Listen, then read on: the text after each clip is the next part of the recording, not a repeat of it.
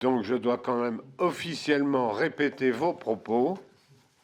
Le résultat du scrutin est le suivant. 33 votants, aucune abstention, aucun bulletin blanc, aucune enveloppe vide, 32 voix pour Marc-Antoine Jamet et 1 voix pour Léni Raboteau. Monsieur le maire,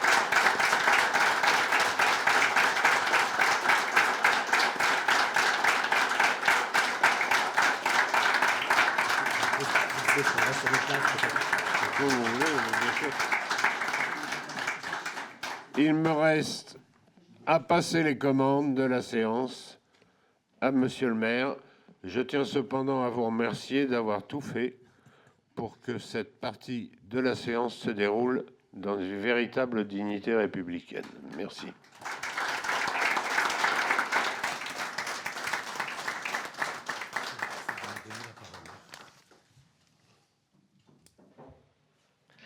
Merci, Monsieur le Président. Merci, chers collègues. Merci pour ce vote quasi unanime et qui me fait plaisir. Vous savez que malheureusement, et ce ne sera pas le dernier, il faut qu'à l'issue d'une élection comme celle-ci, la tradition est qu'il y ait un discours d'installation. Donc je vais m'y employer en essayant d'être moins long que d'habitude et moins long que je ne l'ai été tout à l'heure. En tout cas, chers collègues, chers concitoyens, chers camarades, chers amis, mesdames et messieurs, la campagne est finie. Là, elle est finie. Et comme beaucoup, je préfère l'oublier. Elle n'a pas laissé place à beaucoup d'idées, alors que nos propositions étaient sur la table. Elles n'étaient pas des propositions qui étaient nationales, il est vrai, elles étaient locales, mais nous ont semblé appropriées à la vie des Rolivallois. Elle n'a pas laissé place, je le reconnais, à beaucoup d'idées, à beaucoup de débats. Il n'y avait, à mon avis, ni l'esprit ni l'envie, alors que nos soutiens étaient nombreux. Et pour compenser ce déficit de dialogue, de parole, je profiterai de ce discours d'installation pour partager calmement quelques remarques qui vous diront à la fois, je le dis pour ceux qui nous écoutent sur Internet et que j'ai oublié de saluer, nos choix et nos inquiétudes, en étant peut-être un instant sérieux, si vous le voulez bien, sans me prendre au sérieux, je l'espère, mais avec le risque d'être un peu ennuyeux. Première remarque, je ne crois pas à l'assignation à résidence intellectuelle ou sociale. Des individus sont exploités, oui. Par leur patron, oui. À Val-de-Marne, mais dans beaucoup d'autres endroits.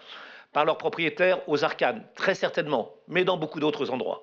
On ne doit pas prendre la commune et ses habitants petit bout par petit bout. Il faut regarder tout avec de l'envergure, de la force, car c'est par la force que nous gagnerons, par le respect qu'on arrive à intimer à ceux qui sont nos adversaires.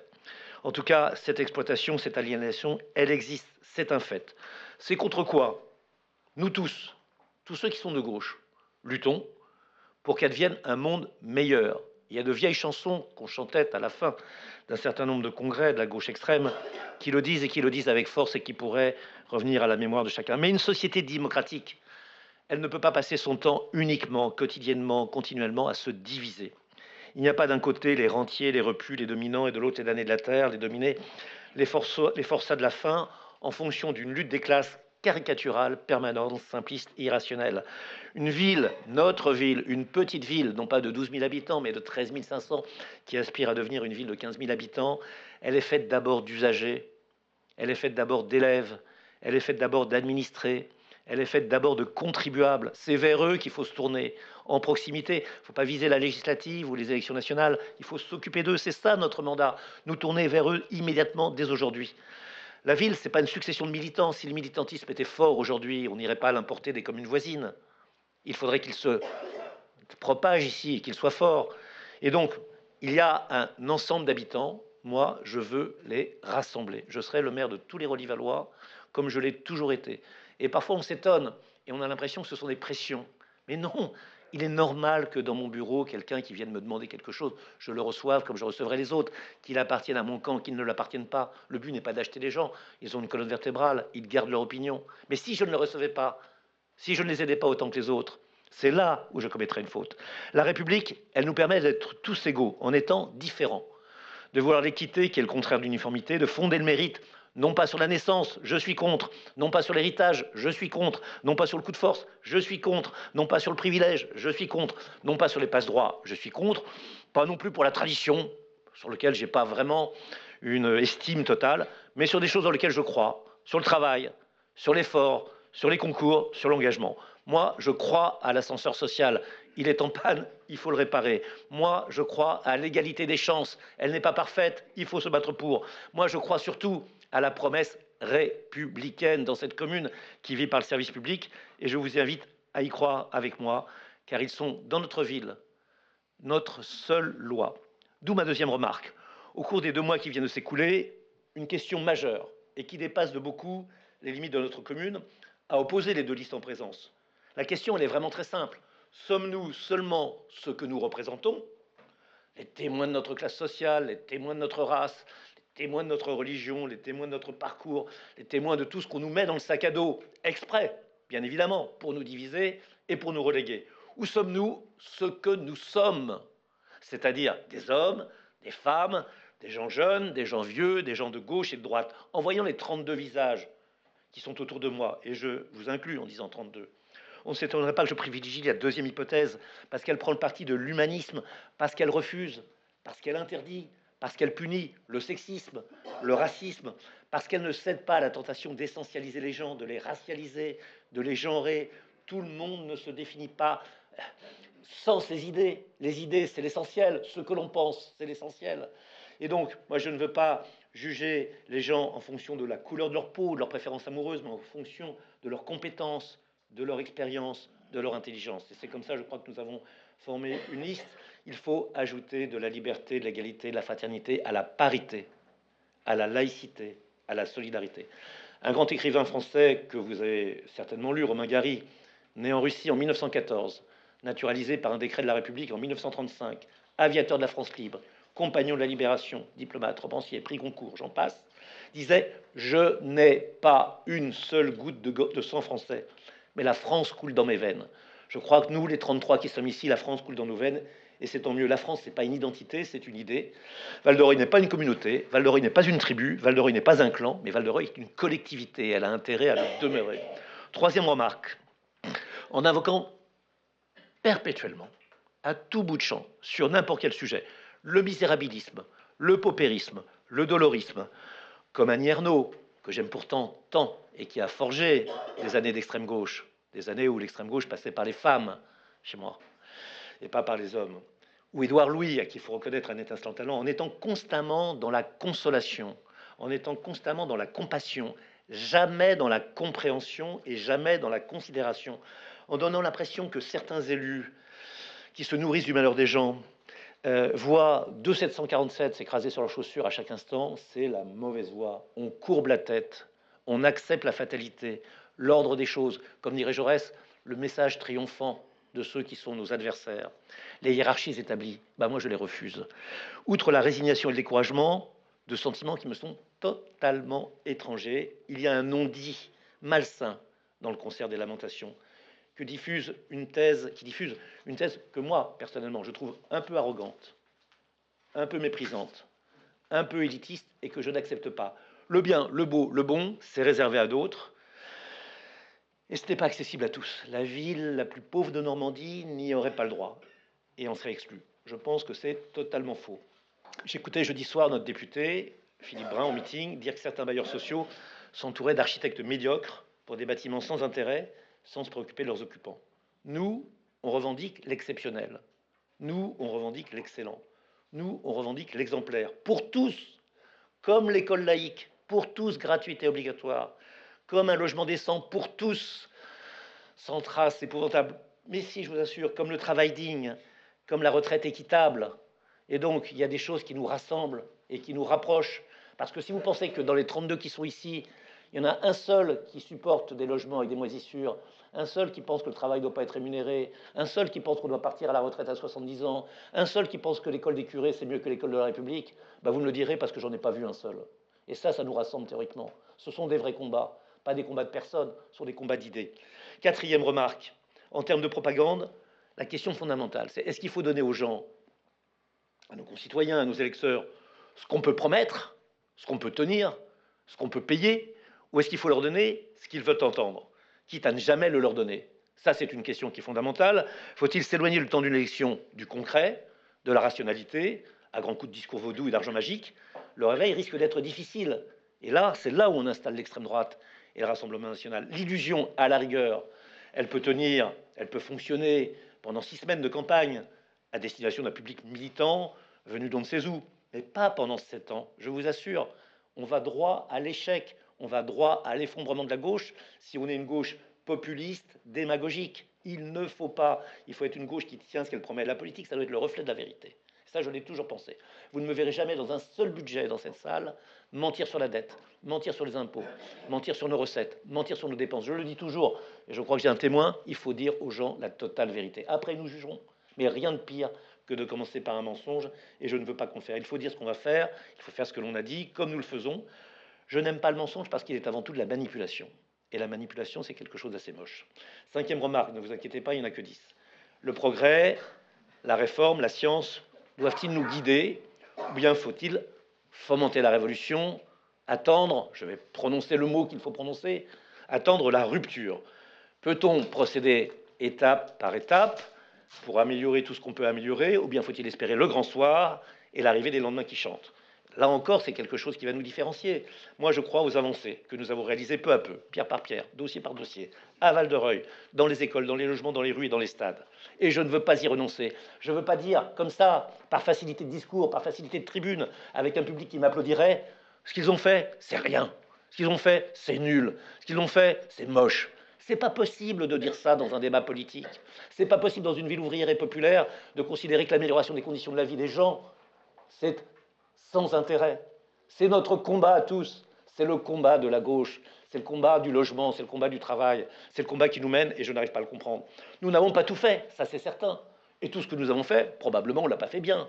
Mais il y a 2 ou 3 choses quand même dans un discours qu'on pourrait retenir en disant ils n'ont pas été totalement idiots, ils n'ont pas été totalement insensibles, ils n'ont pas été totalement incompétents. Cette espèce de mur de la honte qui consiste à dire tout ce qu'ils ont fait ne sert à rien, et c'est ce qui a été répété tout le temps, c'était pas bon. Il faut se souvenir de ce que la ville a été entre les années 90 et 2010, vous vous en souvenez probablement. C'était un peu la descente aux enfers, depuis c'est peut-être un peu de la résilience, de la résistance, certains disent de la renaissance. On ne peut être aveugle et sourd à ce qui nous entoure. Le débat politique national, le débat législatif, le débat présidentiel ne peut pas confisquer au détriment des habitants l'action quotidienne que l'on doit faire à leur endroit. Bien sûr que certains veulent être élus, bien sûr que certains veulent être députés, bien sûr que certains s'affichent un grand parcours dans un grand parti politique. Tant mieux, mais qu'ils aient la gentillesse de le mettre 5 secondes dans leur poche et d'avec leurs yeux, avec leur cœur, avec leurs sentiments, de regarder ce qu'il fait et de dire de temps en temps, ça c'est bien, on devrait l'appuyer, ça on devrait le soutenir, ça c'est une bonne idée, ça je vais le reprendre, plutôt que d'aller chercher des idées qui sont par essence meilleures parce qu'elles sont différentes.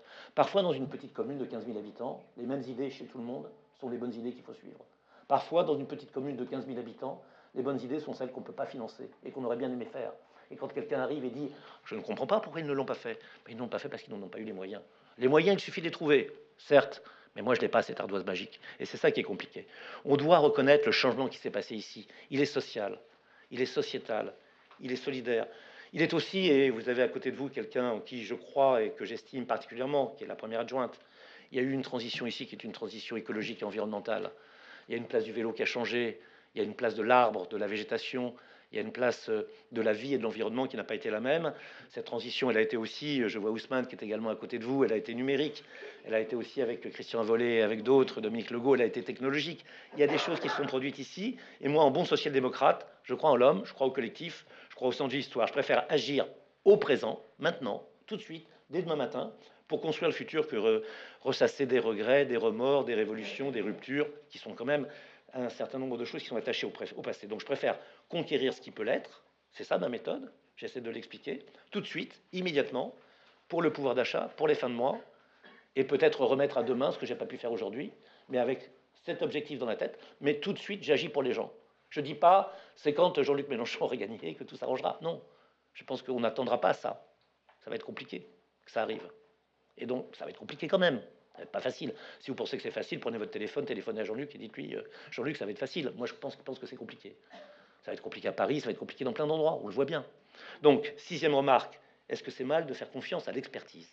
C'est une question fondamentale qui a été posée pendant la campagne, je l'ai entendu plein de fois. Est-ce que quelqu'un qui ne connaît rien au sujet est le mieux placé pour le traiter? La sagesse des juniors vaut-elle celle des anciens? Oui, définitivement. Mais pour piloter un avion, souvent, vous reconnaîtrez qu'on préfère le commandant de bord plutôt que le bagagiste. C'est injuste, Mais c'est la vérité. C'est injuste affectivement, c'est injuste amicalement. Parfois, le bagagiste, c'est le type le plus sympa de la Terre. Parfois, c'est le plus syndicalisé. Mais c'est pas le meilleur pour conduire l'avion. À un moment, il faut le reconnaître. Il y a même des gens qui ne se rendent dans un avion que quand le type qui le conduit a des cheveux blancs. Là, c'est peut-être un peu exagéré. Parfois, il peut avoir une mèche. Mais toujours est-il que c'est injuste, mais c'est techniquement avisé. Il est de bon ton aujourd'hui de remettre en cause, et c'est un peu ça qu'on fait d'une certaine façon, le médecin quand il vous prescrit des médicaments, le professeur quand il vous dit d'où on vient et notamment du Big Bang, le savant quand il découvre de nouvelles propriétés chimiques ou physiques d'un matériau. On va dire le nom, le nom que ça porte, c'est de l'obscurantisme, et en politique ça s'appelle du populisme. Alors c'est du populisme d'extrême gauche, du populisme d'extrême droite, du populisme d'extrême centre, du populisme d'extrême ce que vous voulez, mais ça reste du populisme. Quand nous indiquons, nous, ici, dans ce conseil municipal, et vous le verrez, un niveau de dette à rembourser, un niveau d'impôt à ne pas dépasser, un niveau d'investissement à atteindre, on le détermine avec objectivité. Parce que même pour un budget moins chantier, il n'y a pas de réalité alternative. Pas dans une ville de 15 000 habitants, malheureusement. Et c'est cette transparence, c'est cette franchise, c'est cette honnêteté que je vous propose de partager. Et j'y ajouterai en ce qui nous concerne, et j'espère que vous voudrez bien nous la reconnaître, l'intégrité. C'est la marque de notre socialisme municipal. Ce sont des qualités que nous revendiquons. Et là, il y a un choix qui est simple. Soit vous nous les accordez, soit vous ne nous les accordez pas. On peut se tromper, on peut suivre les mêmes opinions. Mais ici, on est franc, on est transparent, on est honnête et on est intègre. Vous ne verrez pas dans Paris-Normandie des histoires de notes de frais du maire. Vous ne verrez pas ici, vous ne verrez pas cela, non. Oui, mais heureusement, alors là, on est en plein dedans. Quand c'est dénoncé, c'est tant mieux, mais quand ça n'existe pas, c'est simplement heureusement. Vous pouvez vous en féliciter. Un sourire peut éclairer votre visage, une satisfaction aborder votre cœur, une envie que ça se passe mieux encore traverser votre esprit. Ce n'est pas grave, ça ne vous enlèvera rien. Les 381 qui vous aiment, ils continueront à vous aimer. Mais si, vous continuerez à vous aimer, je vous assure. Il y a quelques années, vous en veulent la peu d'avoir perdu, ça c'est sûr. Mais quand même, peut-être même parmi les 32 qui sont restés sur le tapis. Mais je vous assure que les gens vous aiment. Je vous assure. Je vous assure. Il y a certaines personnes qui vous aiment, je vous assure. Septième remarque. Certains partis revendiquent d'être guidés par une idéologie plutôt que par un programme. Tandis que nous, évidemment, malgré Jaurès, malgré Blum, malgré Mendes, nos modèles, on agirait au fil de l'eau, on serait totalement incapable, on serait nul. Moi, je pense que c'est la doctrine qui nous fait du mal parfois et qu'on devrait avoir un peu plus de souplesse, d'intelligence. Les gens, ils n'arrivent pas dans votre bureau avec une doctrine. Ils arrivent en vous demandant un emploi, un logement, une aide, un coup de main. Ils veulent que vous enterriez leur grand-père, que vous fassiez l'acte de naissance de leur enfant qui vient naître. C'est ça qu'ils vous demandent. Il n'y a pas un acte de naissance qui est de gauche et un acte de naissance qui est de droite. On n'enterre pas quelqu'un au son de l'International ou un autre. Voilà, non. Non, bah non, non, oui, si on peut. Alors, on a déjà enterré des gens au son de l'International, leurs amis, mais je veux dire, la mairie, assez rarement. On n'a pas d'orchestre. Vous êtes au courant? Bon, donc ça serait quand même compliqué. Donc, moi, je pense que est-ce que c'est une colonne vertébrale, cette idéologie, ou est-ce que c'est une colonne verbale? Est-ce que c'est un avantage ou est-ce que c'est un inconvénient? Le ministère de la Parole n'a jamais fourni un emploi, jamais fourni un logement, jamais fourni un stage, jamais fourni une alternance. C'est ça le problème. Et donc, l'idéologie, si c'est l'art du magicien et l'art de l'apparence, si le magicien est habile, tant mieux. S'il ne l'est pas, c'est un peu embêtant. Moi, je ne veux pas persuader, hein, je veux convaincre. C'est simplement ça. Les gens sont des adultes. Je ne veux pas d'une démocratie de crédules et de complotistes. Je veux la République des citoyens et des hommes de bonne volonté. Voilà, je pense que le populisme conduit un peu à l'immobilisme. Moi, je veux le partage des richesses, le transfert des connaissances, la fin des démonstrations de puissance, je pense à l'aglo, je pense à d'autres, et à Val-de-Reuil, qui est dans le monde, cela vaut, à mon avis, toutes les idéologies. Huitième remarque, il n'y en a que 10, l'Internet, c'est une question qu'on peut se poser ensemble, tous les deux, vous et moi, face à face, les yeux dans les yeux. Est-ce que l'Internet a fait du bien à la démocratie? Moi, j'en suis pas tout à fait sûr. Est-il bon qu'avec un peu d'intelligence artificielle, on donne l'impression qu'une réunion à 50 soit l'équivalent d'un meeting à 400? Je pense que c'est pas honnête. Et d'où vient la brutalité du débat politique? De l'enfermement auquel condamnent les réseaux sociaux, si vous me permettez. Dans le monde digital, des études récentes ont montré que la vérité exige 6 fois plus de temps, 6 fois plus de conviction, 6 fois plus de gens qui la transmettent que les fake news. Si cela ne s'arrange pas, c'est pas grave. Je préfère retomber dans mon écran, je vais trouver des gens qui vont me confirmer dans ce que je pense, et je préfère refuser la réalité et la vérité que de la supporter. C'est ce qu'on appelle la pensée paresseuse. Nous devenons nos propres éditorialistes, nos propres directeurs de conscience, nos propres critiques. La réalité, le pire, c'est que ça me fait, moi j'ai l'impression, que ça produit une certaine monotonie, une certaine cacophonie, un certain conformisme et un certain désordre. Quand on a à la fois le conformisme et le désordre, c'est pas un bon résultat.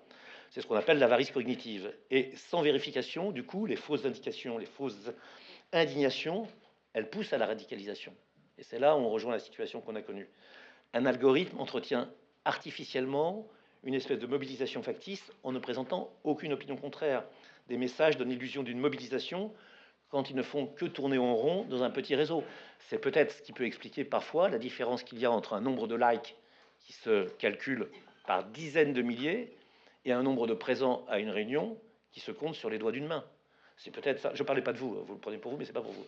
Donc, moi, je crains que l'entre-soi numérique fait adhérer à toutes les paniques et que le confinement virtuel amène à toutes les inepties. Quand on sort de cet univers, et ça nous est arrivé tous, où il n'y a que des gens qui nous disent le maire va dégager, il fait ses cartons, ne me touchez pas, je suis le meilleur, je suis le premier. On est soudainement, et c'est très désagréable, et je le comprends que vous l'ayez ressenti ainsi, challengé, confronté, opposé. Et on est même un petit peu, ce qui dans une organisation telle que la France Insoumise est compliqué, on est même un peu contesté. C'est compliqué, on pensait qu'on était des milliers et on n'est qu'une poignée. Certains n'ont pas le courage de l'accepter. Moi, je pense à ce cas qu'on a vu aux États-Unis. Un adolescent qui, 170 fois, avait interrogé son intelligence artificielle sur un certain nombre de choses morbides, a été relancé 1700 fois par cette intelligence artificielle sur les mêmes idées morbides. Et je pense que ça fonctionne également malheureusement en politique. C'est-à-dire que l'intelligence artificielle, les algorithmes, l'Internet, vous renvoient 10 fois plus fort ce que vous pensez déjà. Du coup, au lieu de vous ouvrir à la pensée de l'autre, comme un conseil municipal, où il n'y a pas beaucoup d'Internet ici, elle vous renvoie simplement à votre propre pensée. Quand elle est géniale, c'est formidable. Sûrement des génies ici. Moi, j'en suis pas un. Donc je préfère avoir le conseil de tous ceux qui sont ici plutôt que de regarder un écran et d'être dessus. Je suis certain. 9e remarque, l'enfermement dans une communauté digitale, et là, ça me paraît plus important pour nous. Juste vous dire ça. L'enfermement dans une communauté digitale, ça conduit à la fracturation du socle républicain et à la disparition du vivre ensemble. J'en suis persuadé. Le monde que nous avons en commun, vous, moi, nous, tous ici, le public, se disloque et il devient non pas un continent, mais un archipel. Tout se vaut, sans repère collectif, sans mesure civique, sans échelle citoyenne. Chaque opinion individuelle est aussi bonne que l'autre, elles se valent toutes, les pro-vaccins, les anti-vaccins, tout est légitime. Par conséquent, c'est là où je voudrais vous amener, et c'est là le danger.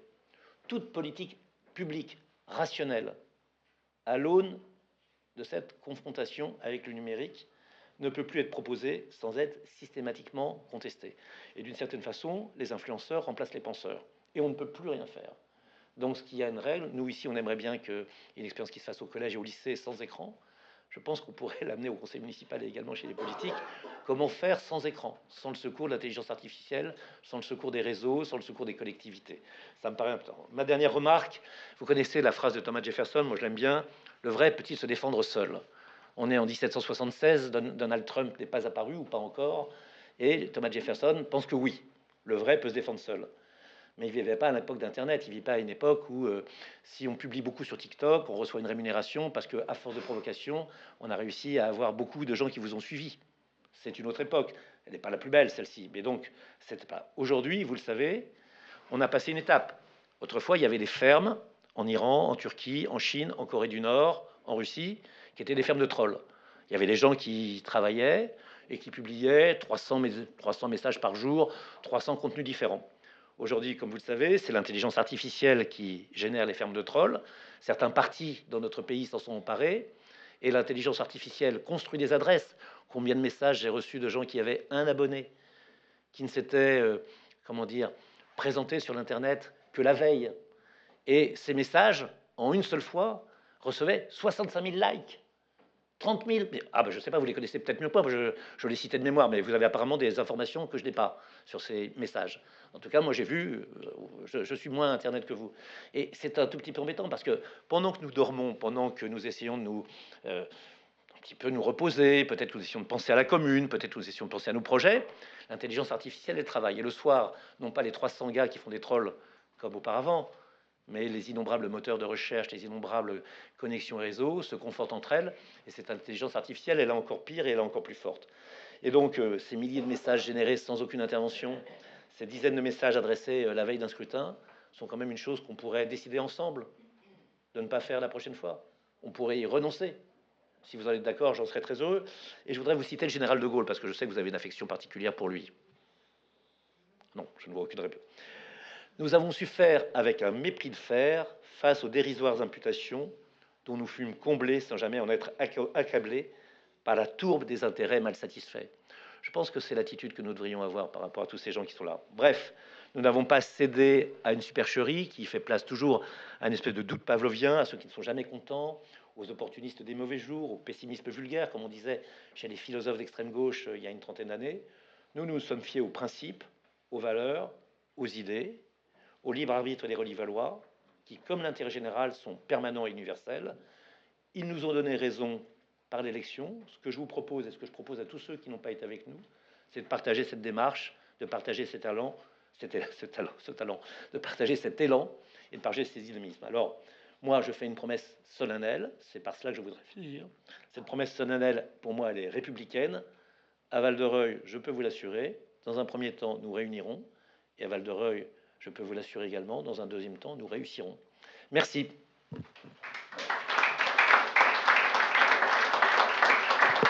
Alors, je dois passer maintenant au conducteur. Le conducteur est celui qui commençait par Jean-Jacques Coquelet.